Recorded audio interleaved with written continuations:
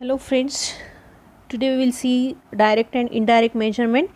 So direct measurement involves no other attributes of an entity. What entity is? Entity is nothing but the object and event can be the journey. So entity इसका मतलब क्या है? एक object हो सकता है, एक physical object रह सकता है in the real world, so that is the entity. And direct measurement में क्या होता है कि दूसरा कोई भी एट्रीब्यूट एंटिटी का इन्वॉल्व नहीं होता है.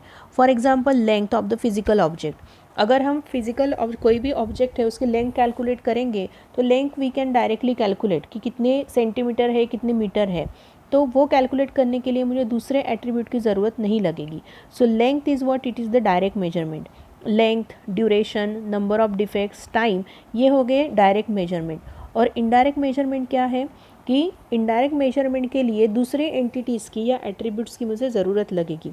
जैसे कुछ भी चीज़ को कैलकुलेशंस अगर मुझे करने हैं, जैसे एरिया कैलकुलेट करना है मुझे किसी रूम का, तो एरिया कैलकुलेट करने के लिए मुझे लगेगा लेंथ एंड ब्रेड्थ. तो लेंथ और ब्रेड्थ या एरिया डायरेक्टली मैं मेजर नहीं कर सकती हूँ.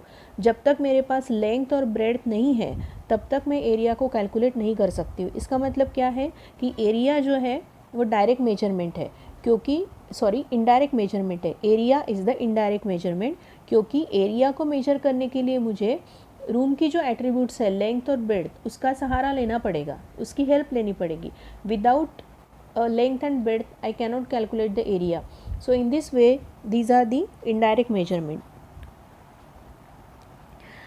Measurement for prediction always require the mathematical model.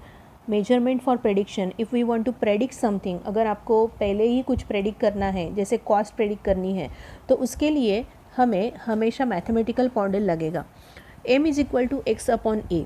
x is source code, a is lines per page and m is the number of page. तो अगर मेरे पास सोर्स कोड है x लाइन का और a क्या है, एक पेज पे कितनी लाइन्स बैठती है, तो नंबर ऑफ पेजेस कितने लगेंगे. तो ऑब्वियसली फार्मूला इज़ कितने लाइन्स का कोड है, कितने लाइन्स मुझे लिखनी है. फॉर एग्जांपल 500 लाइन्स मुझे लिखनी है और हर पेज पे फॉर एग्जांपल 50 लाइन्स है. 500 लाइन्स मुझे लिखनी है, हर पेज पे 50 लाइन्स है, तो कितने पेजेस लगेंगे. ऑब्वियसली 500/50 दैट इज़ 10 पेजेस मुझे लगेंगे. So that is the formula कि अगर मुझे प्रेडिक्ट करना है कुछ तो वो किस तरीके से प्रेडिक्ट करेंगे, तो वो प्रेडिक्शन के लिए मुझे मैथमेटिकल फार्मूला लगेगा. So one example is given here. m is equal to x upon A.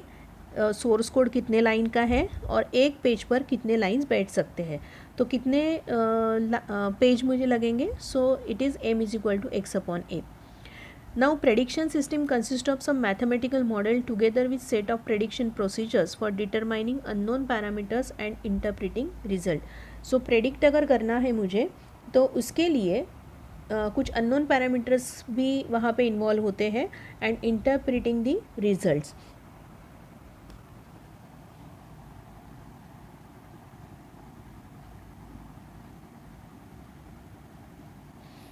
So that's all about the direct and indirect measurement. Thank you for listening.